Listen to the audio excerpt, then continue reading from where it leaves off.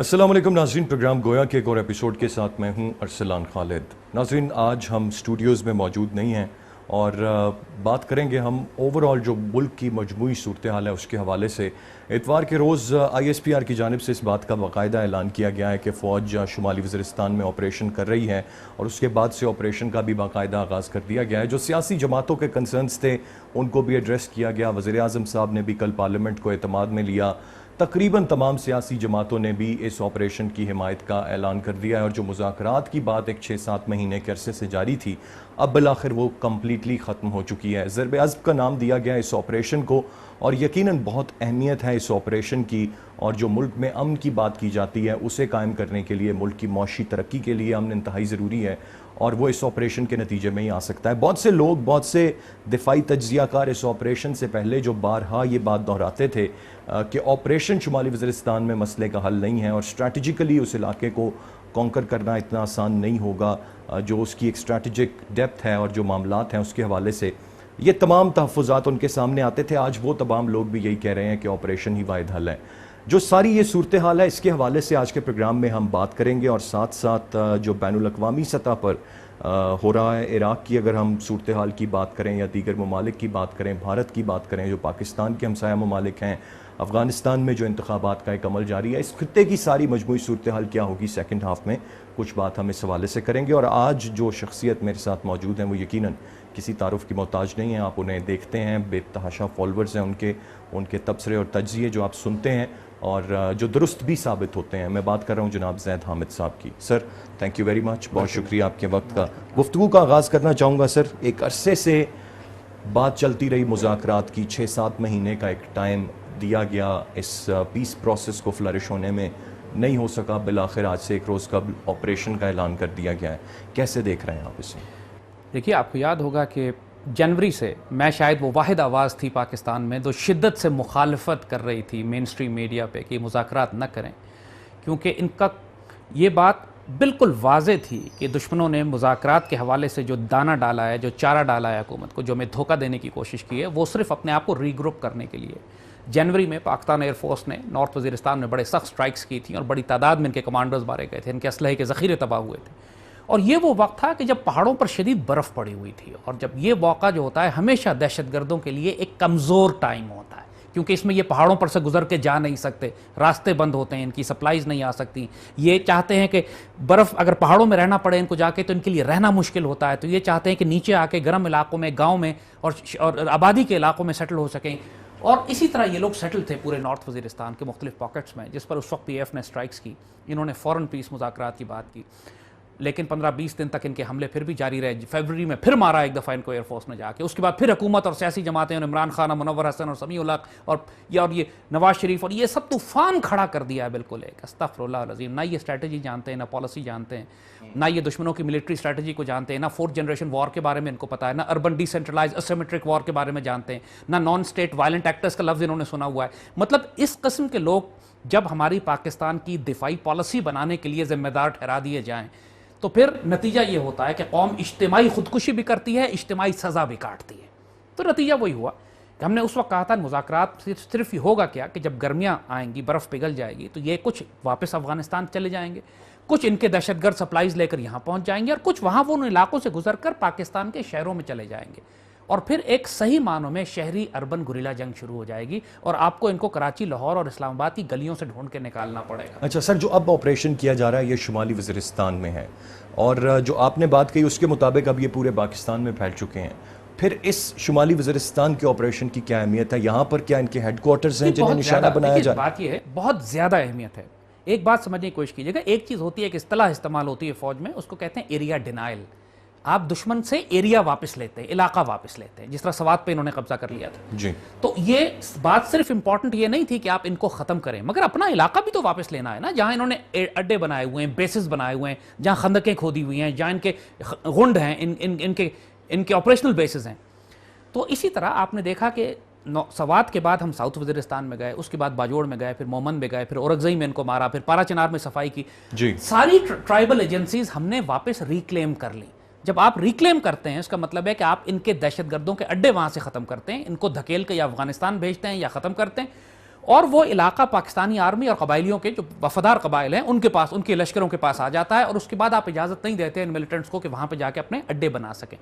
پہلا important strategic objective جو north Waziristan کا ہے وہ صرف یہی نہیں ہے کہ آپ ان کو قتل کریں، ان کے لیے ایریا ڈینائل بھی ہے کہ ہم ان سے ایریا واپس لیں. ان کے جو ذخیرے بنے ہوئے ہیں اسلحے کے، سرنگیں ہیں، بیسز ہیں، ان سب کو بھی ہم اپنے قبضے میں کریں. اس میں سے بہت سارے ہیں جو پیچھے افغانستان چلے جائیں گے. ہمیں معلوم ہے کہ یہ افغانستان میں ان کے بہت بڑے بڑے مراکز ہیں کہ جس سے اب یہ مسلسل اب افغانستان سے حملہ کر رہے ہیں. پاکستان ہم نے ریکلیم کر لیا ہے، یہ بہت بڑی کامیابی ہے پوری مسلم دنیا میں. مطلب آلریڈی ہم کر چکے ہیں. اللہ کا فضل ہے، تھوڑی پاکٹ نارتھ وزیرستان کی رہ گئی ہے، وہ ہم ریکلیم کر لیں گے اب اس آپریشن میں. اس کا مقصد ہی ہے اس فائنل آپریشن کا. ایک دفعہ جب آپ ان کے بیسز ختم کر دیتے ہیں تو پھر آپ ان کی جو افغانستان سے کراچی تک کی سپلائی لائن جو ہے، جس میں بڑے بڑے اسلحہ اور ٹرکس اور سامان اور بارود لانے کی جو سپلائی لائن ہے، آپ وہ کاٹ دیں گے. وہ کٹتی ہے ان کی. اور پھر آپ انٹیلیجنس بیسڈ آپریشن کرتے ہیں شہروں میں، جس طرح یہ ازبک تھے جنہوں نے ایئرپورٹ پہ حملہ کیا. اب یہ ازبک افغانستان کے ازبک ہیں کہ گورکھاز ہیں کہ وہ ہیں، وہ بات تو بعد میں پتہ لگے گی. لیکن ان 10-12 آدمیوں کو جو آپ نے ایئرپورٹ پہ قتل کیا، ان کی انویسٹیگیشن ہوئی، ان کی جیب سے جو فون نکلے، جو سمیں نکلی، اس سے پھر آپ نے مزید گرفتاریاں کی کراچی میں. اس سے پھر آپ نے مزید ان کے جو بیسز کا پتہ لگایا، جو زندہ پکڑے ان سے انفارمیشن ملی آپ کو کہ ٹرائبل ایریا میں کس جگہ یہ بیٹھے ہوئے ہیں. پھر ان پر بامبنگ ہوئی. تو بات یہ ہوتی ہے کہ جو شہری علاقوں کے آپریشنز ہیں وہ انٹیلیجنس بیسڈ ہوتے ہیں بہت زیادہ، اور ٹرائبل ایریاز کے جو آپریشنز ہیں وہ ایریا ڈینائل ہیں. وہ بڑے یہاں پہ بامبنگ بھی کر سکتے ہیں، F-16 بھی بھیج سکتے ہیں. سر آپ نے ازبک باشندوں کا بھی ذکر کیا. سر ازبک، تاجک، چینی لوگ یہاں پر موجود ہیں. کون کون لوگ ہیں سر، اور یہ کن مقاصد کے تحت یہاں پر بیٹھے ہیں، کیسے آئے ہیں، کہاں سے آئے ہیں؟ ایک بات بالکل کلیئر کر لیجئے کہ یہ جو پوری مسلم دنیا میں آپ کو نائجیریا میں بوکو حرام نام کا ایک گروپ نظر آتا ہے کہ جس نے 300 بچیوں کو اغوا کر لیا اور نعرے لگا رہے ہیں کہ ہم مسلمان ہیں اور ہمارا کام بچیوں کو اغوا کر کے بیچنا اور فروخت کرنا ہے. کون سا اسلام، کون سا مسلمان ایسی حرکت کرے گا؟ اسی طرح فری سیرین آرمی ہے. اسی طرح IS کے نام سے جو آپ نے عراق میں جو گروپ نکلا، جس پر ہم بات کریں گے آگے جا کے، جس کو القاعدہ ایک گروپ ہے، جس کو آپ القاعدہ بھی کہتے ہیں، یا تکفیری یا خوارج جو ہیں TTP کے جو لوگ ہیں، جس میں آپ ازبک. CIA کی آپریشنل اسٹریٹجی ہے یہ 21ویں صدی کی کہ آپ نے دہشت گرد گروہوں کو تیار کرنا ہے مسلمان دنیا میں، جو مرضی ملے، مرسنری ملیں، آپ کو کسی مسلک کے ملیں، کسی سیکٹ کے ملیں، کسی گروپ کے ملیں. یہ مطلب کرائے کے قاتل، یہ کرائے کے قاتل ہے سارے. اور ان کا مقصد یہ ہے کہ پوری مسلمان دنیا میں براہ راست امریکنز کو باہر سے حملے نہ کرنے پڑیں، سول وار کروا کے، چاہے وہ قومیت کی بنیاد پہ ہو، چاہے وہ ازبک اور ہزاراز اور پشتونوں کی لڑائی ہو افغانستان میں، چاہے وہ شیعہ اور سنی کی لڑائی کروائی جائے عراق میں، چاہے پاکستان میں ان مذہبی دہشت گردوں کو استعمال کیا جائے پاکستان کی ریاست کو کمزور کرنے کے لیے. تو یہ ایک ملٹری اسٹریٹجی کا حصہ ہے جس کو اربن 4th جنریشن وار کہتے ہیں، جس کے تحت خود جو بائیڈن جیسے امریکن وائس پریزیڈنٹ تھا، اس نے یہ بات کہی کہ 21ویں صدی کی جنگیں ہماری ہوں گی یہی کہ ہم ملکوں میں کیوس کریٹ کریں گے، فساد کریٹ کریں گے. اور جب فساد اور انارکی بہت بڑھ جائے گی تو ریاست جب ناکام ریاست بنے گی، فیلڈ سٹیٹ بنے گی، تو پھر ہم داخل ہو کے اس ریاست کے حصے بکھرے کر دیں گے یا اس کے ایٹمی ہتھیار لے لیں گے. تو اصل اسٹریٹجی ہے. تو آپ چائنا کے ساتھ پاکستان کے تعلقات خراب کرنا ان کی اسٹریٹجک ریکوائرمنٹ ہے، ضرورت ہے ان کی، جس کے لیے انہوں نے جو سینٹرل ایشیا سے کچھ کرائے کے قاتل لائے ہیں جن کو بھیجتے ہیں چین اور کہتے ہیں کہ جی، اور ان سب کو ٹرین کیا ہوا ہے کہ وہ جب پکڑے جاتے ہیں تو کہتے ہیں جی ہم پاکستان سے آئے، لہذا چین اور پاکستان کے تعلقات خراب ہوتے ہیں.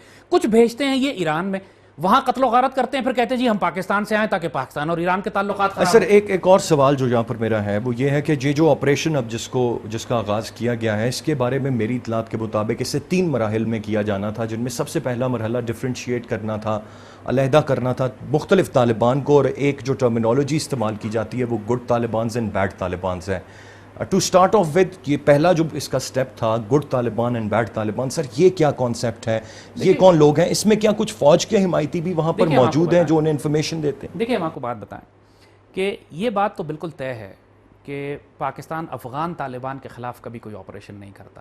گڈ طالبان کی آپ بات کرتے ہیں نا، تو ان سے مراد حکمت یار ہے، جلال الدین حقانی ہے، ملا عمر کے لوگ ہیں، افغان طالبان ہیں، جو کہ بنیادی طور پر افغان پشتون ہیں. افغانستان کی جو پشتون آبادی ہے جو امریکن آکوپیشن کے خلاف لڑ رہی ہے، اور کبھی پاکستان کے خلاف یہ لوگ نہیں لڑے.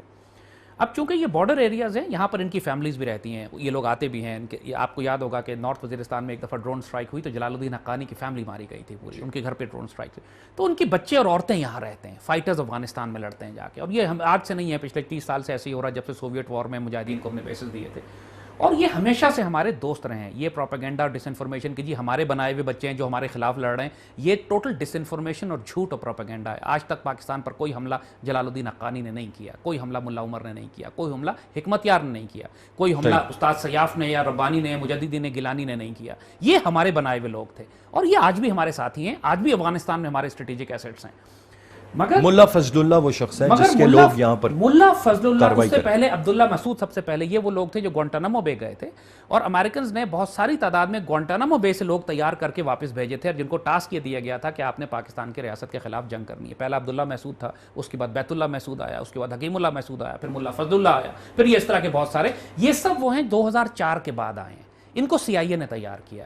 انہوں نے آج تک ایک گولی امریکنز پر نہیں چلائی افغانستان میں, انہوں نے ساری گولیاں پاکستان پر چلائی. اچھا سر, یہاں پر جو سیاسی جماعتیں سافٹ کارنر رکھتی ہیں اور طالبان سے مذاکرات کی بات کرتی ہیں, آپ بھی ان کے اگینسٹ ہیں, میرا پوائنٹ آف ویو بھی یہی ہے, لیکن وہ کن طالبان سے مذاکرات کی بات کرتی ہیں, کیا آپ سمجھ پائے ہیں اسے کبھی؟ دیکھیں بات بڑی کلیئر ہے. جو پاکستان کی سیاسی جماعتیں, عمران خان ہے, نواز شریف ہے, یا یہ مصطفی الحق وغیرہ, یہ ملا عمر سے ہماری بات چیت کرنے کی بات تو نہیں کر رہے نا, یہ تو فضل اللہ سے بات کرنے کی بات کر رہے ہیں. یہ تو افغان طالبان اور پاکستانی طالبان کے درمیان کے سچی بات ہے, فرق کو بھی شاید نہیں جانتے ہیں. ان کی اتنی پور انڈرسٹینڈنگ ہے, ان کی اسٹریٹجی اور پالیسی کو اتنا کمزور جانتے ہیں یہ. کیونکہ اگر کوئی بھی شخص جو ذرا سے بھی کامن سینس رکھتا ہے وہ یہ جانتا ہے کہ پاکستانی طالبان TTP جو ہیں یہ خوارج ہیں, دے آر تکفیریز, یہ پارٹ آف القاعدہ ہیں, یہ پارٹ آف ISIS ہیں, پارٹ آف بوکو حرام ہے, پارٹ آف ایٹم ہے, ایسٹ ترکستان اسلامک موومنٹ, جن کو نام اسلامی سارے کو استعمال کرتے ہیں, اور کام ان کا صرف مسلم دنیا میں فساد پیدا کرنا اور مسلمان ممالک اور قوموں پر حملے کرنا ہے. ایک بات ہم یہاں کلیئر کر دیں, دیکھیں یہ بہت اہم نقطہ ہے جس کو سمجھنے کی ضرورت ہے. شریعت اسلامی میں, اسلامی فقہ میں ایک ٹرم استعمال ہوتی ہے خوارج کی, خارجیوں کے لیے ایک لفظ استعمال ہوتا ہے. یہ شریعت اسلامی شیعہ اور سنی فقہ دونوں میں استعمال ہوتی ہے, اور خارجی نہ شیعہ ہیں نہ سنی ہیں. ایک میڈیا میں ٹرم استعمال ہوتی ہے کہ جناب جو تحریک طالبان ہیں یہ سنی ملیٹنٹس ہیں کہ جو پاکستان کے رہے. حالانکہ جو پاکستان کے سنی مسلمان ہیں ان کو چاہیے کہ یہ کیس کر دیں اس میڈیا ہاؤس کے اوپر کہ جو خوارج کو سنی کہتا ہے, کیونکہ خوارج جو ہیں وہ سنیوں سے بھی جنگ کرتے ہیں, شیعوں سے بھی جنگ کرتے ہیں, مسلمانوں کی اجتماعیت سے جنگ کرتے ہیں. اسی لیے شریعت میں ایک اصطلاح ہے, سیدنا علی رضی اللہ تعالیٰ عنہ کو خوارج نے شہید کیا تھا, خارجیوں نے شہید کیا تھا, اور پوری دنیا اس پہ متفق ہے, اس پہ کوئی فقہ کا اختلاف نہیں ہے کہ خوارج دین اسلام سے خارج ہیں. اچھا پھر یہ تمام لوگ شریعت کا نعرہ کیسے بلند کرتے ہیں, شریعت کے نفاذ کی بات کیسے کرتے ہیں, ان کے سپورٹرز, ان کے ساتھ جو لوگ ہیں وہ کیسے سر اس بات کو انڈرسٹینڈ کرتے ہیں؟ رسول اللہ صلی اللہ علیہ وآلہ وسلم نے, اگر ہم صرف اہل سنت کی روایات کی بات بھی کریں تو 100 سے زائد احادیث خوارج کے بارے میں سیدی رسول اللہ نے بیان فرمائی ہیں. اور خوارج کی جو بیسک ڈیفینیشن ہی یہی ہے کہ وہ شریعت اور اسلام کا نعرہ لگائیں گے, لمبی لمبی داڑیاں رکھیں گے, ان کی نمازیں تمہاری نمازوں سے بڑی شاندار ہوں گی, ان کی عبادتیں تمہاری عبادتوں سے اتنی شاندار ہوں گی کہ تمہیں اپنی نمازیں اور عبادتیں ان کے آگے حقیر نظر آنے لگیں گی.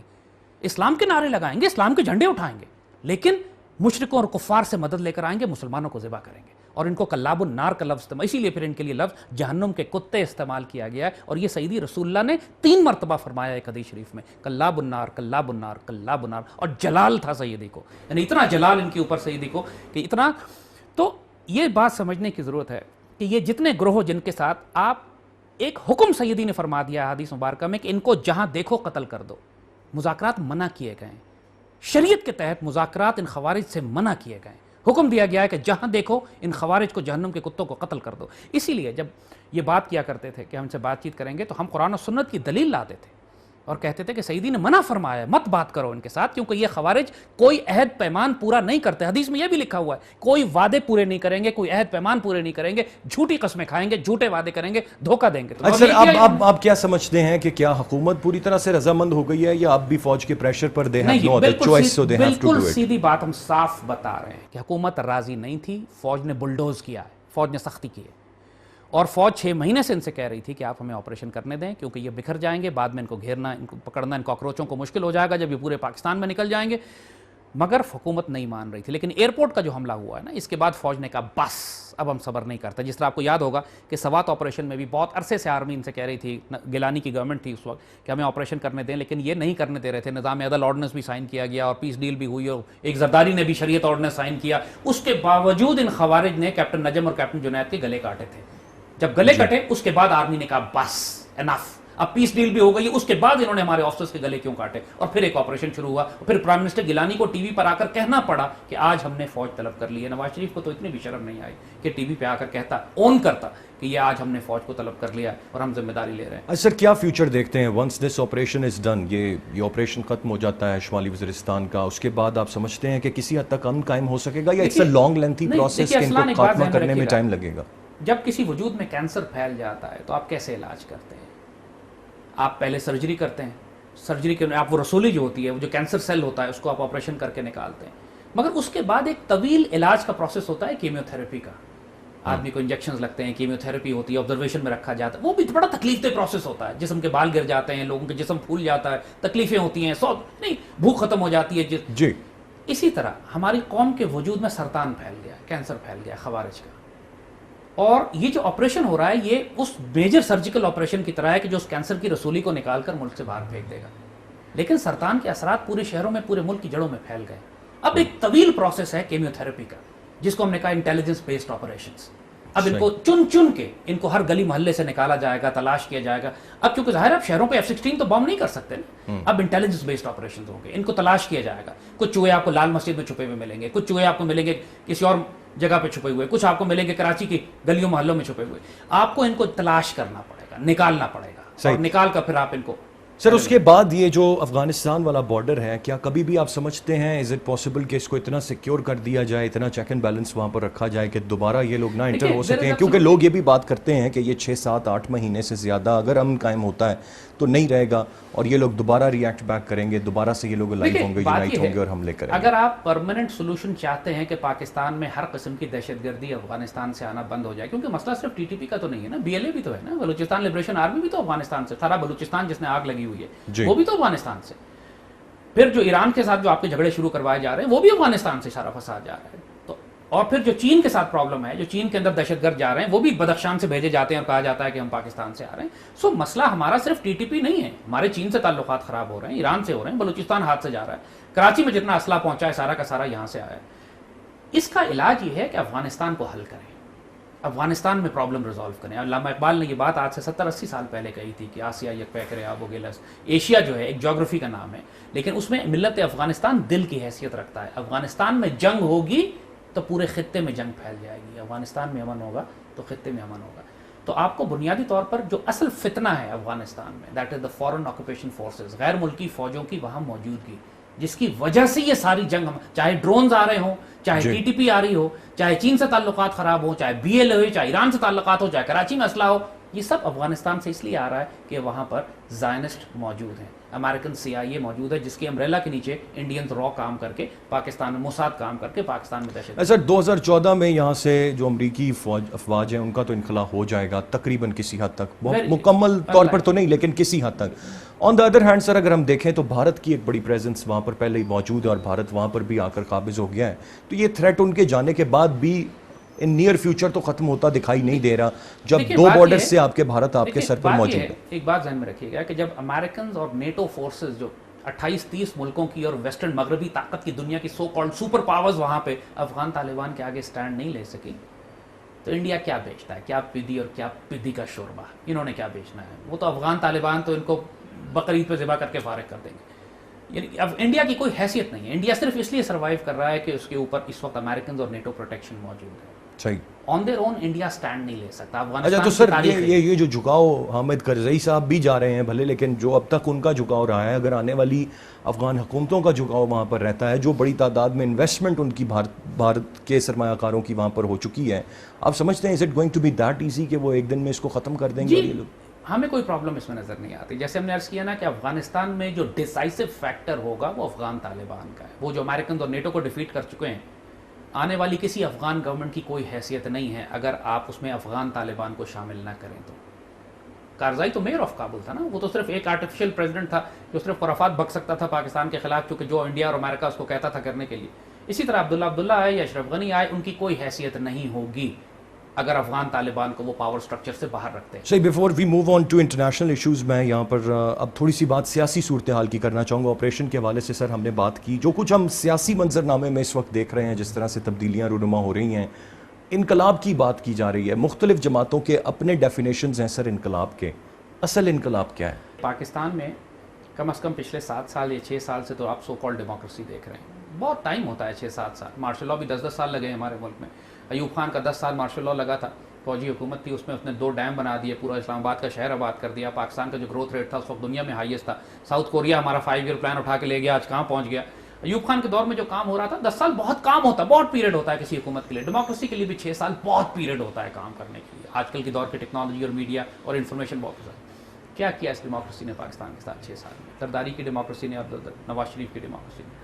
نہیں سر, the problem is with the democracy or with this kind of democracy. اب ہم آ رہے ہیں اس کی طرف. بات یہ ہے کہ ہم اسی کی ڈیموکریسی کی بات کر رہے ہیں جو پاکستان میں مسلط ہے, جو پاکستان میں ہے. کیونکہ حکومتوں کے تو اور بھی بہت سارے ماڈلز ہیں دنیا میں, اس لیے ڈیموکریسی تو نہیں ہے. 50 ماڈل ہیں, لوگوں نے ڈیموکریسی کی بھی 20 شکلیں نکالی ہوئی ہیں. ایرانین ڈیموکریسی اور ہے, امریکن ڈیموکریسی اور ہے, برٹش ڈیموکریسی اور ہے, فرینچ ڈیموکریسی اور ہے, رشین ڈیموکریسی اور ہے. ہر ایک نے اپنے ماڈل نکالے ہوئے. ہم پاکستانی ڈیموکریسی کی بات کر رہے ہیں, اور یہ سوائے فساد اور فتنے کے کچھ دے نہیں سکتی. وچ از ویری آبویس کہ غلاظت جو سب سے مک آف دی ارتھ ہے, سب سے ناپاک اور پلیت لوگ ہیں, وہی اوپر اٹھ کے اس میں پاور سٹرکچر میں آتے ہیں, اور آپ کے سامنے ہے معاملہ. اب بات یہ ہے کہ پاکستان ایک حالت جنگ میں بھی ہے, ایک ایگزسٹینشل وار ہے. طالبان کہہ رہے ہیں کہ ہم اسلام آباد اور لاہور کو آگ لگا دیں گے اور پاکستان کو جلا دیں گے, اور وہ ایئر لائنس کو تھریٹ کر رہے ہیں, ایئرپورٹس پہ حملے کر رہے ہیں. جی, یہ بڑا سیریس تھریٹ ہے. ظاہر ہے اگر ایئرپورٹس پہ حملے ہوں گے تو انٹرنیشنل ایئر لائنز آنا بند کر دیں گی, پھر آپ کی پورٹس پہ حملے ہوں گے تو شپس آنے بند ہو جائیں گے, پھر آپ کی ریلوے لائن نعوذ باللہ اکھاڑ دیں گے. تو اس قسم کی جب جنگ ملک میں ہو اور ساتھ ساتھ ایک میسو سول ڈس اوبیڈینس موومنٹ شروع ہو جائے, جی, تو اور پھر اکنامک کولیپس بھی ہو کہ بجلی اور پانی اور گیس کا بحران یہ ہے کہ 18 گھنٹے بجلی نہیں آ رہی لوگوں کے پاس, گرمیوں میں شدید, تو آپ خود بخود ایک فیول پرووائڈ کرتے ہیں, آپ ایندھن دیتے ہیں لوگوں کے غصے کو کہ جو وینٹ آؤٹ کرتے ہیں سڑکوں پہ. آپ کو یاد ہوگا ایوب خان کے دور میں 1968 کی بات ہے تقریباً, تو ایوب خان کے دور میں آلریڈی تاشقند شملہ معاہدہ وغیرہ ہو گیا تھا, تو ایوب خان کے خلاف بے غصہ تھا. جی, اس وقت کچھ اسٹوڈنٹس نے راولپنڈی میں سڑکوں پہ جلوس نکالا, پولیس نے مس ہینڈل کیا, گولی چلا دی, ایک اسٹوڈنٹ مر گیا. شیخ رشید اس وقت اسٹوڈنٹ لیڈر ہوا کرتے تھے, وہ انہوں نے بچے کی لاش اٹھائی اور پی سی پہنچ گئے. انٹر کانٹیننٹل میں بھٹو ٹھہرا ہوا تھا, اور بھٹو سے کہا کہ باہر آ جائے, لیڈ کریں ہم کو, ہم ایوب خان کے خلاف تحریک چلاتے ہیں. That's how it started. ایک پولیس کی حماقت سے ایک بچہ مر گیا, اور اس کے بعد جو آگ لگی ایوب خان کو ریزائن کرتے صحیح. اور اب جو آگ یہاں پر آج لگ چکی ہے, جو تازہ صورتحال ہے, اس کے حوالے سے بھی کچھ بات کریں گے. سر ایک بریک کی جانب مجھے پڑھنا ہے. ناظرین بریک سے لوٹ کر آئیں گے تو یہ جو گفتگو کا سلسلہ ہے یہ جاری ہے. کچھ بات ہم مزید کریں گے سیاسی منظرنامے کے حوالے سے, اور کچھ جو بین الاقوامی سطح پر صورتحال تبدیل ہو رہی ہے. ISIS کا ذکر کیا زید حامد صاحب نے, اور جو اس وقت عراق میں جو کچھ ہو رہا ہے, کچھ بات اس کے حوالے سے کریں گے اور ان کا پوائنٹ آف ویو لیں گے. ساتھ رہیے گا.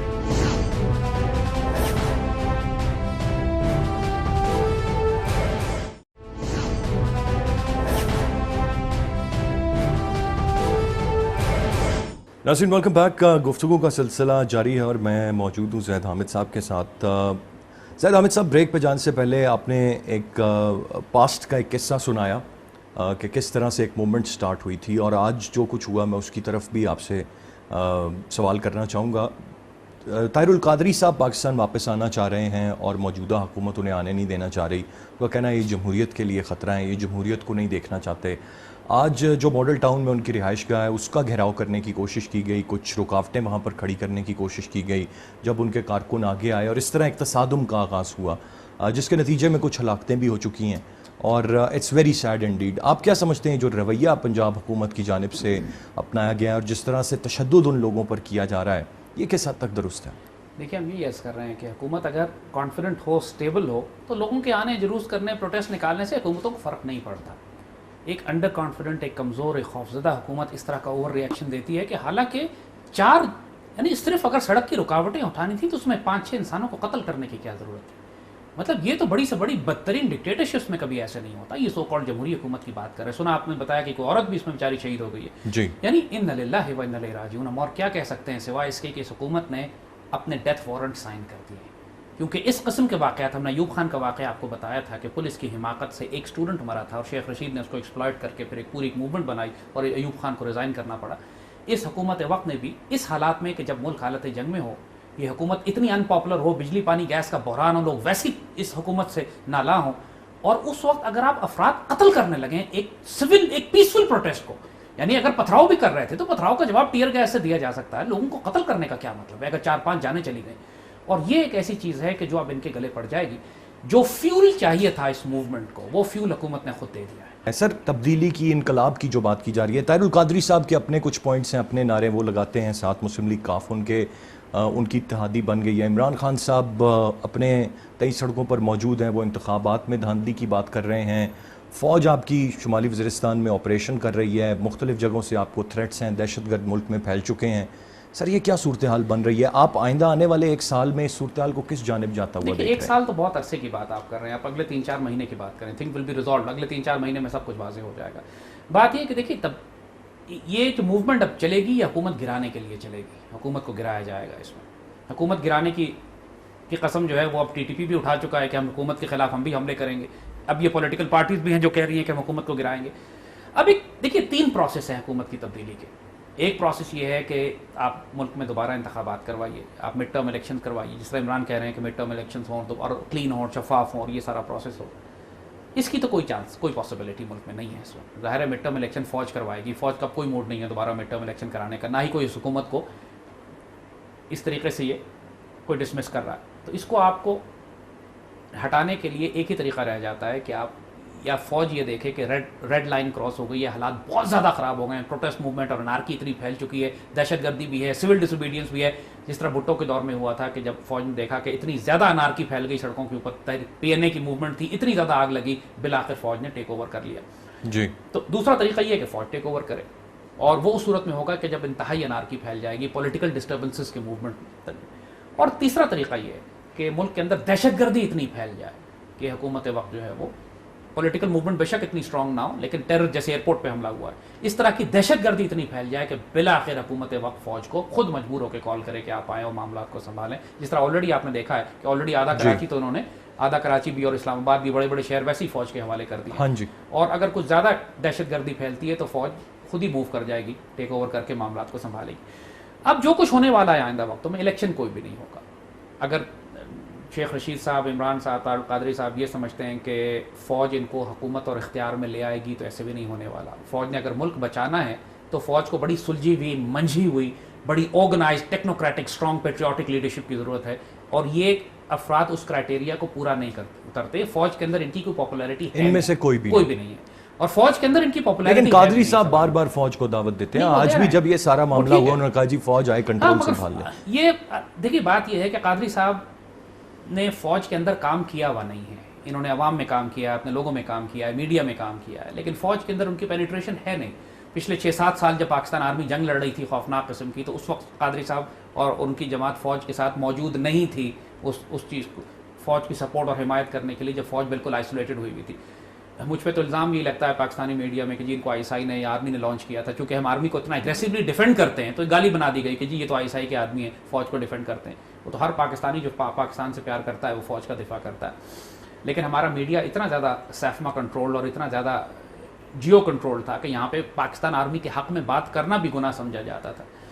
تو جو ہم بات کر رہے ہیں کہ عمران اور طاہر القادری صاحب اور شیخ رشید اور PMLQ، ان کی اب فوج ان کو سیریسلی نہیں لے رہی ہے کہ ان کو نیکسٹ لیڈرشپ کے طور پر سامنے لائے. تو یہ حکومت کا ایک وہم ہے، ایک خرافات ہے اس کے ذہن میں. حکومت یہ سمجھ رہی ہے کہ آرمی ان سب کو اوپر چڑھا رہی ہے کہ جی آپ.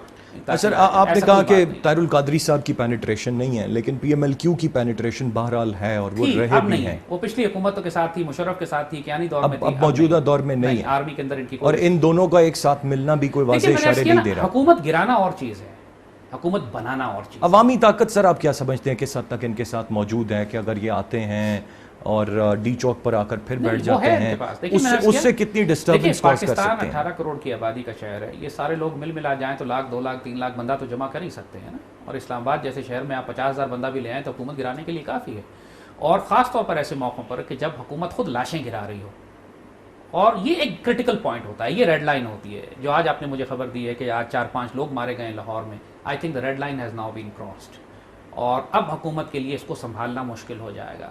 حکومت کے خلاف کیسز بھی بنیں گے، حکومت کے لوگوں پر قتل کے مقدمات بھی بنیں گے. حکومت ایک کوشش کرے گی کہ ڈسمس کر کے کچھ پولیس والوں کو فیس سیونگ کرنے کی کوشش کرے. لیکن اب قوم کا مزاج موڈ بہت بفر جائے گا. اور یہ سب جماعتیں مل کے 3-4 لاکھ بندہ تو اکٹھا کر سکتی ہیں. 18 کروڑ کی آبادی ہے جیسے ہم نے کہا.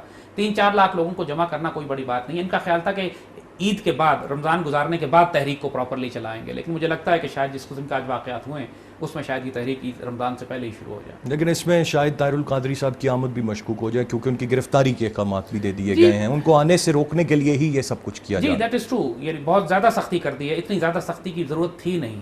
اگر آپ نے ڈرانا دھمکانا تھا تو وہ اور طریقے سے بھی گرفتاریاں کر کے بھی کی جا سکتی. سر حکومت کو 5 سال مکمل کرتے دیکھ رہے ہیں نہیں, سوال ہی پیدا نہیں. میرا نہیں خیال کہ یہ سال بھی گزار پائیں گے, کیونکہ جیسے ہم نے عرض کیا یہ سال بھی شاید نہ گزار پائیں. ہم سر مطلب اگر یہ قوتیں آپ سمجھتے ہیں آلٹرنیٹ نہیں ہیں, مارشل لا نہیں لگ سکتا ہے, پھر سر کیا طریقہ کار ہو سکتا ہے؟ دیکھیے بات واضح اس پہ بھی مجھے کوئی پریڈکشن دے دیں. دیکھیے ہم پریڈکشن کی بات نہیں ہے, ایک انالیسس اور تجزیہ ہے. اور ہمیں معلوم ہے یہ بات کہ فوج, جیسے ہم نے عرض کیا کہ فوج حکومت کا تختہ نہیں الٹنا چاہتی, لیکن وہ اگر مجبور کر دیا گیا تو حالت مجبوری, جیسے ہم نے کہا کہ لا اینڈ آرڈر خراب ہو جائے, دہشت گردی ہو جائے, تو فوج کو پھر لینا پڑے گا معاملہ اپنے ہاتھ میں. مارشل لا یہ لگانا نہیں چاہتے, یہ بات بھی بالکل طے ہے. اب مارشل لا نہیں لگے گا پاکستان میں. اور جو تیسرا آلٹرنیٹ آپشن جو ہم پچھلے 3 سال 4 سال سے ہم دے رہے ہیں, سویلین ٹیکنوکریٹک گورنمنٹ جو ملک کو اسٹیبلائز کرے اور نظام تبدیل کرے. اور اسی بات کو اٹھایا تھا پھر باقی لوگوں نے بھی, بہت ساری پولیٹیکل پارٹی, طاہر القادری صاحب بھی جو نظام تبدیل کرنے کی بات کرتے ہیں, وہ ہمارے سویلین ٹیکنوکریٹک سیٹ اپ کے فاؤنڈیشن کے اوپر ہی ہو سکتا ہے. ظاہر ہے کہ اس کانسٹیٹیوشن اور اس آئین کے اندر رہتے ہوئے 36 صوبے تو آپ نہیں بنا سکتے نا. آپ نے اگر وہ چینج کرنا ہے تو آپ کو سپرا اسٹرکچر بنانا پڑے گا کہ جو اس آئین اور اس کانسٹیٹیوشن کے اوپر ہو جا کے, جس کو عام الفاظ میں technocratic civilian care taker government کہتے ہیں. تو ہوگا یہی آخر میں, آرمی ول ٹیک اوور. اب ٹائم میں نہیں دے سکتا ہوں, وہ ڈپینڈ کرتا ہے اس انریسٹ پہ, اس کیوس پہ, اس انارکی پہ, اس فساد پہ جو پاکستان میں بلڈ ہوگا. But army will take over. It is not going to be a martial law. It will not be a martial law. جو میری اپنی ریڈنگ ہے کہ فوج کا مزاج اس وقت بڑا اس معاملے میں کنفرمڈ ہے کہ مارشل لا نہیں لگائیں گے, لیکن سویلین سیٹ اپ لے کر آئیں گے, ٹیکنوکریٹک گورنمنٹ لے کر آئیں گے. پاکستان سے ہیرے جواہرات چن کے اچھے لوگ اس ملک میں ہیں, ہزاروں لوگ موجود ہیں بلا شبہ, لیکن فوج کیا بیک اینڈ سے آپریٹ کرے گی؟ جی فوج بیک اینڈ سے, مطلب ڈائریکٹلی اقتدار میں آنے والی بات نہیں رہی. بات یہ ہے کہ فوج کو پالیٹکس میں آنے کا شوق نہیں ہے. بات یہ فوج کے انٹرسٹ کیا ہے. فوج کا انٹرسٹ یہ ہے کہ پاکستان کا دفاع مضبوط ہو. فوج کا انٹرسٹ یہ ہے کہ ہمارے جو ملک میں امن و امان ہو. فوج کا انٹرسٹ یہ ہے کہ اکانومی ٹھیک ہو. فوج کا انٹرسٹ یہ ہے کہ پاکستان کے اندر ایک جو ایک ڈس انٹیگریشن ہو رہی ہے, قومیت, لسانیت, فرقواریت کی بنیاد پہ جو اختلاف بن کے معاشرہ اور سوسائٹی تخریب ہوتی جا رہی ہے, اس کو جوڑ کر ایک کوہیسو, ایک آئیڈیالوجیکل اور جغرافک ڈیفینڈرز جسے وہ اپنے آپ کو کہتے ہیں, کہ نظریاتی طور پر بھی ہم ایک پاکستانی مسلمان قوم ہو اور جغرافیائی طور پر بھی ہم ایک مستحکم قوم ہو. اگر یہ کام کوئی بھی سویلین گورنمنٹ کرتی ہے, اگر یہ جمہوریت بھی کرتی تو فوج کو تو کوئی تکلیف نہیں تھی اس کو ہٹانے کی. یہ کام ایوب خان کرے یا ضیاء اللہ کرے یا بھٹو کرے, فوج کو کوئی پرابلم نہیں ہے. ایسے کام ہونا چاہیے. ایک عام آدمی کو بھی کوئی پرابلم نہیں ہے کہ اگر روٹی بجلی گیس سستی ملتی ہے, اس کو گھر پہ امن و امان ملتا ہے, عزت آبرو محفوظ ہے اس کی, اور پاکستان کا دفاع ہو رہا ہے, تو پھر کس کو کوئی فرق نہیں پڑتا کہ اوپر ٹیکنوکریٹس بیٹھے, کہ ڈیموکریٹ بیٹھا ہے, کہ مارشل لا کا جنرل بیٹھا ہے. It does not make any difference. لیکن سر ایک بڑی تعداد میں ووٹر, فالوورز ان سیاسی جماعتوں کے بھی تو موجود ہیں. لیکن وہ کیا مستقبل دیکھیں گے آپ سمجھتے ہیں؟ پھر کیا وہ پروٹیسٹ نہیں کریں گے؟ وہ پیسفل رہیں گے؟ اگر یہ بات ہم آپ کو بتا دیں, اب کی دفعہ پاکستان میں اگر ٹیکنوکریٹک گورنمنٹ بنتی ہے فوج کی پشت پناہی میں, وہ بہت خونی انقلاب لے کر آئے گی, بہت سخت صفائی کرے گی پاکستان میں. یہ بات بالکل طے ہے. پاکستان میں ہمیشہ جتنے مارشل لا لگے ہیں وہ بلڈ لیس تھے. ایک گولی بھی نہیں چلی, ایک آدمی بھی قتل نہیں ہوا, جن کو مارشل لا کہتے ہیں یہ. حالانکہ جتنی جمہوری حکومتیں آئی ہیں, الیکشن میں سینکڑوں مارے گئے ہیں, ڈیموکریٹک گورنمنٹ خونی ہوئی ہیں, ان کے ذریعے بنی ہیں. مارشل لا کبھی پاکستان میں خونی نہیں ہوا. لیکن اب مزاج بدلا ہوا ہے, اس وقت پپھرا ہوا ہے. بدلا ہوا تو بہت چھوٹا لفظ ہے. اس وقت دیر پیپل آر فیوریس.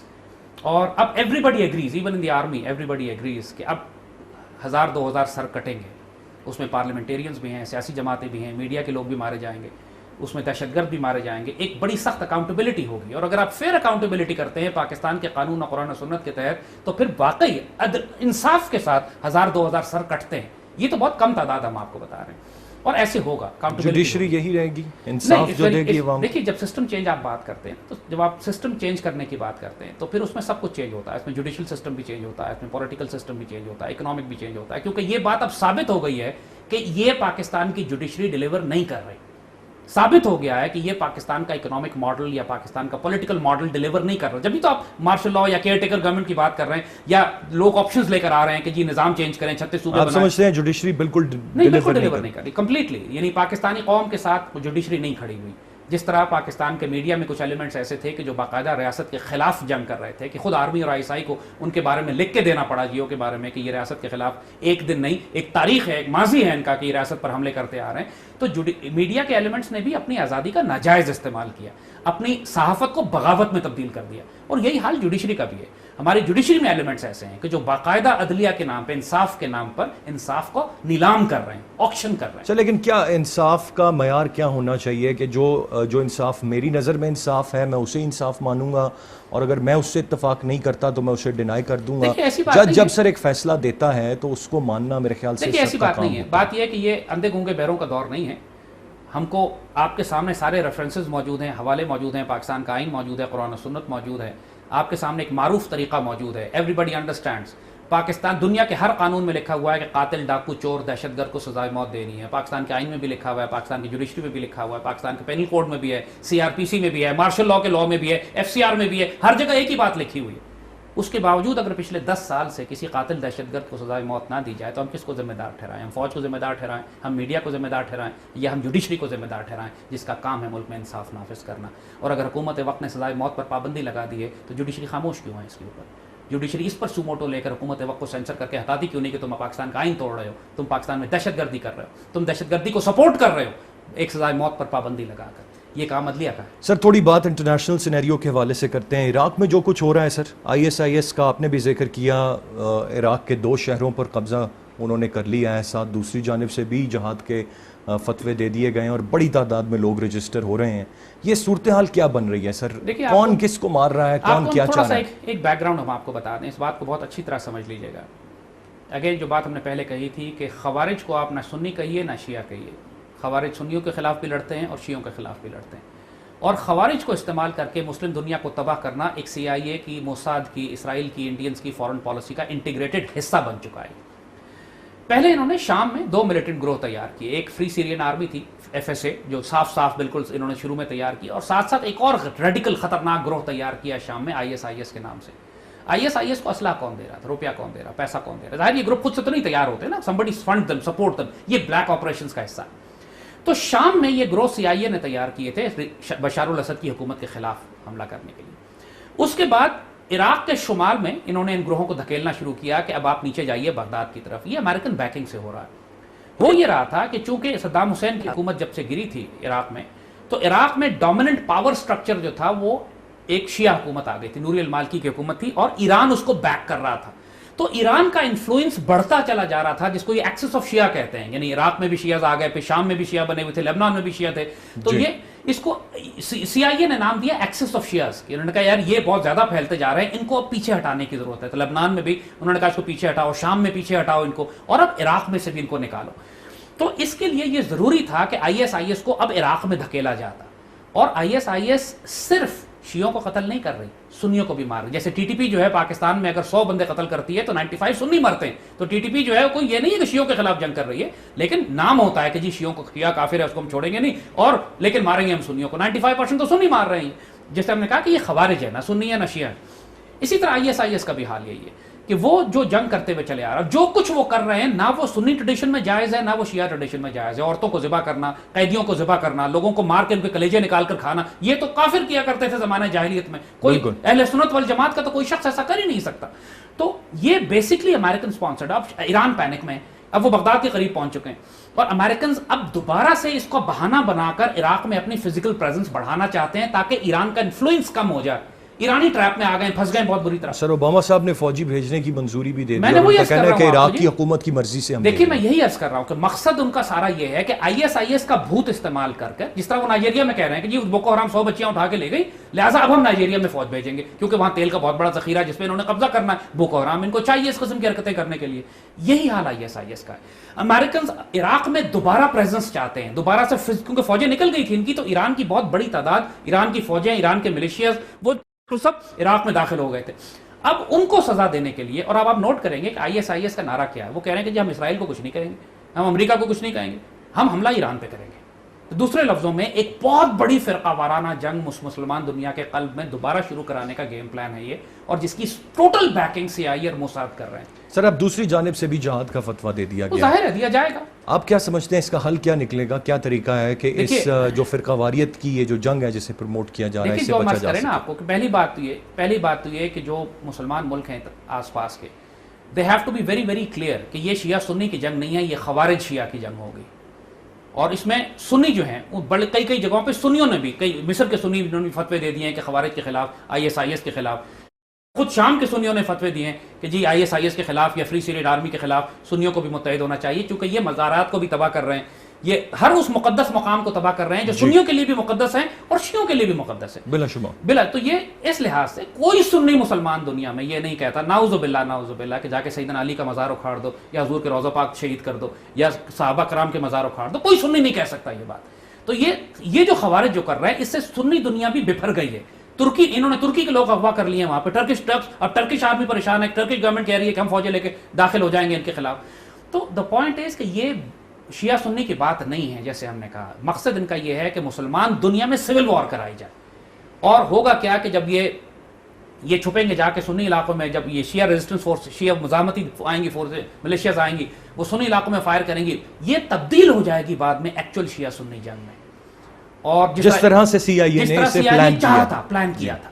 اگر آپ وہ نقشہ دیکھیں جو ISIS نے کہا ہے کہ جی ہم یہ سنی ریاست بنائیں گے عراق اور شام کے شمال میں، یہ وہی نقشہ ہے جو کرنل رالف پیٹرز نے CIA نے 2001 میں نکالا تھا اور کہا تھا کہ مسلم دنیا کو توڑ کر ہم شیعہ سنی کی بنیاد پہ چھوٹے چھوٹے ملک بنائیں گے، کہیں کردستان بنا دیں گے، بلوچستان بنا دیں گے، شیعہ ریاست یہاں ہوگی، سنی ریاست یہاں ہوگی. وہی نقشہ IS نے نکالا ہے کہ جی ہم بھی ایگزیکٹلی. تو اب لہذا پوری ویسٹرن میڈیا کہہ رہا ہے کہ ISIS نقشے تبدیل کر رہی ہے. ISIS نقشے نہیں تبدیل کر رہی، کرنل رالف پیٹر نقشے تبدیل کر رہا ہے 2001 کے بعد. اور یہ سارا جو گیم پلان ہو رہا ہے، جو کام جو فزیکلی امریکن فورسز نہیں کر سکی، اب وہ سول وار کروا کے مسلمان دنیا کو. سر کون آپریٹ کرے گا اب؟ جو جہادی بنیں گے وہ آپریٹ کریں گے ISIS کے خلاف. ISIS کا صفایا کون کرے گا؟ اس کا خاتمہ انتہائی ضروری ہے اگر مسلمانوں کو یکجا رہنا ہے. بات یہ ہے کہ اس کو وہ جو اس کی بیکنگ کر رہے ہیں، جو اس کو اسلحہ دے، TTP کا خاتمہ کون کرے گا؟ جیسے ہم نے کہا آپ کو بیس ایریاز توڑنے پڑتے ہیں. TTP کی سپلائز توڑیں گے آپ، TTP ختم ہو جائے گی. TTP کا بیس ایریا ختم کریں گے وہ افغانستان ہے. افغانستان سے امریکنز کو نکالیں، سب معاملہ ٹھیک ہو جائے گا، کیونکہ پھر وہ اکیلے سسٹین نہیں کر سکتے نا، انڈینز کو ہم چھوڑیں گے نہیں وہاں پہ.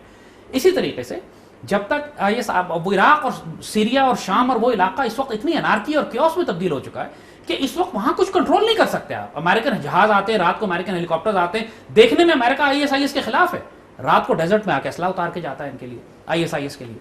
تو اسرائیلی ہیلی کاپٹرز آتے ہیں، اسلحہ اتار کے جاتے ہیں، وہ چہرہ تو لپیٹ کر کے لڑ رہے ہیں. آپ کو کیا پتا اس کے اندر اسرائیلی ڈیفنس فورسز کے لوگ شامل ہیں کہ جو باقاعدہ یہ جنگیں کر رہے ہیں، اور ہیں بلیک واٹرز کے لوگ ہیں، مرسنریز کے لوگ ہیں، ایکسی کے لوگ ہیں. بالکل جس طرح یہاں TTP میں سارے شامل ہیں. آپ کو ٹیٹو والے بھی ملیں گے اور آپ کو بغیر ٹیٹو والے بھی ملیں گے، سینٹرل ایشین بھی ملیں گے اور گورے بھی ملیں گے، نیلی آنکھوں والے بھی. تو بات یہ ہے کہ یہ کیوس کریٹ کرنا ہے. لالیس کنٹریز ہیں، کیوس کریٹ. سر وقت میرے پاس کم ہے. میں افغانستان اور بھارت جو پاکستان کے دو ہمسایہ ممالک ہیں اس کے حوالے سے سوال آپ سے کرنا چاہ رہا ہوں. افغانستان میں انتخابات ہو رہے ہیں، آپ سمجھتے ہیں بائی دا اینڈ آف 2014 وہاں پر سچویشن چینج ہو جائے گی؟ ساتھ ساتھ آپ ایک بات جس کا بارہا ذکر کرتے رہے وہ تھا بھارت میں نریندر مودی کا آنا. نریندر مودی آ چکے ہیں اور ہمارے وزیر اعظم صاحب نے بھی بڑے اچھے جیسچرز ان کو شو کرتے ہوئے جا کے ملاقات بھی کی، دعوت بھی دے ڈالی. وہ بھی کال کر کے کراچی حملے کے حوالے سے ایک خط لکھ کر انہیں افسوس کا اظہار کرتے ہیں. ان دونوں ممالک کے ساتھ پاکستان کے تعلقات کو آنے والے وقت میں آپ کہاں دیکھ رہے ہیں؟ دیکھیے افغانستان جیسے ہم نے کہا کہ ہمارے لیے اتنی بڑی پرابلم نہیں ہوگا، کیونکہ افغانستان میں امریکن فورسز کے کم ہونے کے بعد انڈینز کو تو ہم وہاں چھوڑیں گے نہیں. افغان طالبان اور میجر فیکٹر، اور جو اگلی حکومت آئے گی عبداللہ کی ہو یا اشرف غنی کی ہو، وہ دونوں مجبور ہوں گے پاکستان سے اچھے تعلقات رکھنے میں. So we have no problem on Afghanistan side, اس کو تو ہم سیکیور کر لیں گے. ہمیں پرابلم ہے انڈین سائڈ سے. نریندر مودی کو آپ دیکھیے، اگر آپ اس کی تصویریں اس کے موومنٹ کو دیکھیں کہ وہ جس قسم کا نیشنل سیکورٹی ایڈوائزر اپوائنٹ کر رہا ہے، جو اس نے آرمی چیف اپوائنٹ کیا ہے، جو کشمیر کا قصائی کہلاتا ہے. نریندر مودی نے چند ہی روز پہ 2-4 روز پہلے پورا ایک دن اپنا ایئر کرافٹ کیریئر پہ گزارا ہے. یہ اپنی وہ مسلح افواج میں دورے کر رہا ہے، جا کے نئے اسلحے اور ان کو اگنائٹ کر رہا ہے. اس کی جو تقریریں سنی ہیں آپ، جس کے اندر وہ ان کو بھڑکا رہا ہے کہ آنے والے وقتوں میں اکھنڈ بھارت کے لیے تم نے تیاری کرنی ہے. تو ایک جینوئن اور ریئل تھریٹ ہمارے مشرق میں بلڈ ہو گیا ہے، اور پاکستان آرمی اس کو ریئلائز کرتی ہے، لیکن پاکستانی قوم ریئلائز نہیں کر رہی. دیکھیں ہماری 6 لاکھ کی فوج ہے، اس 6 لاکھ کی فوج میں سے تقریباً 1.5 لاکھ فوج ہم نے افغانستان کے بارڈر پہ لگائی ہوئی ہے، اور تقریباً 1 لاکھ کے قریب فوج ہم نے انٹرنل سیکورٹی ڈیوٹیز پہ لگائی ہوئی ہے. یعنی پورے پاکستان کے اندر پشاور سے کراچی تک اب ہر جگہ ہر شہر میں فوجیں بھیج رہے ہیں. ہمارے پاس انڈین بارڈر پہ 3-3.5 لاکھ فوج رہ گئی ہے خالی. اس کے مقابلے میں انڈیا کی 18 لاکھ فوج ہے. اتنا بڑا ریشو ہماری تاریخ میں کبھی انڈیا کے خلاف نہیں ہوا تھا.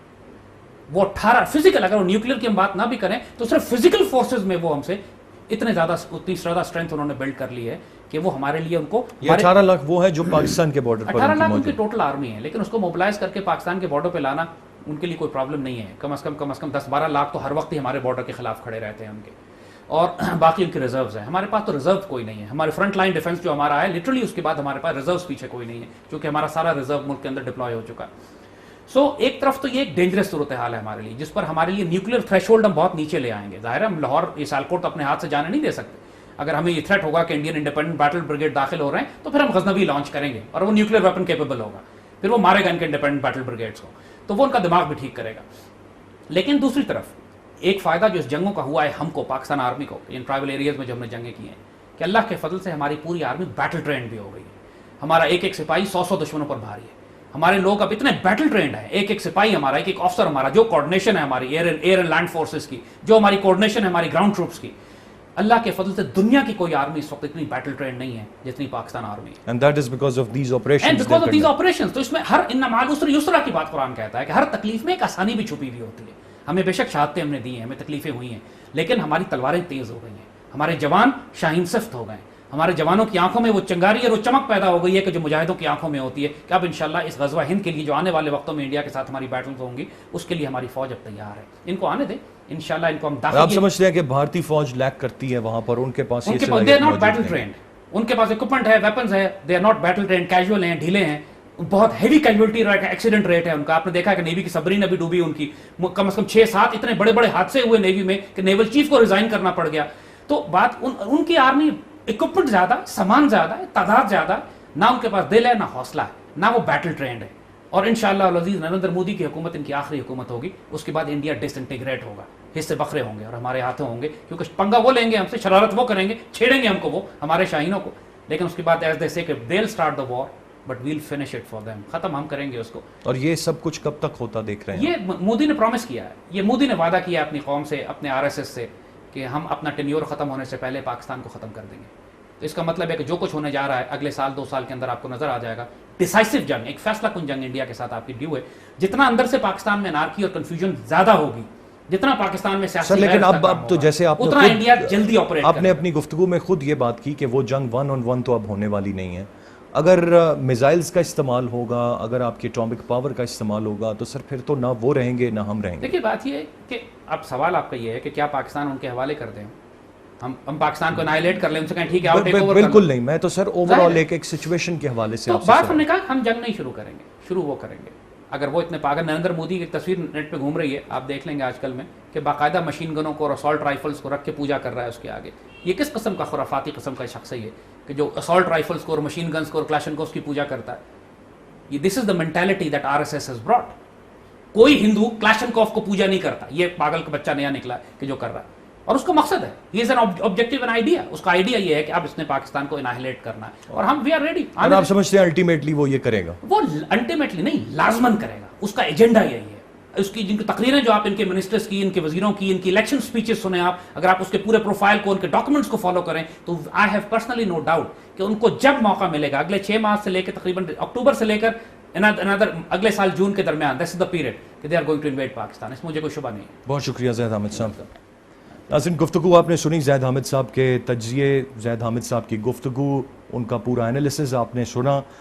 ہر سچویشن کے حساب سے ان کا ایک اپنا پوائنٹ آف ویو، اور یہاں پر میں یہ واضح کرتا چلوں کہ اس سے پہلے بھی جو انالیسز وہ دیتے رہے ہیں ان میں سے بیشتر باتیں درست ثابت ہوئی ہیں. آج جو باتیں انہوں نے کہیں ان میں سے بہت سی یقیناً ایسی ہیں جن پر سوچنے پہ ہم سب مجبور ہوئے ہیں. اب ان میں کس حد تک صداقت ہوگی یہ آنے والا وقت بتائے گا. جہاں تک بھارت کے حوالے سے بات ہے، ان کا کہنا ہے کہ اکتوبر سے لے کے جون تک کا جو ٹائم پیریڈ ہے وہ بہت کروشل ہوگا، اور اس میں دیکھنا ہوگا کہ کیا صورتحال ڈیولپ ہوتی ہے.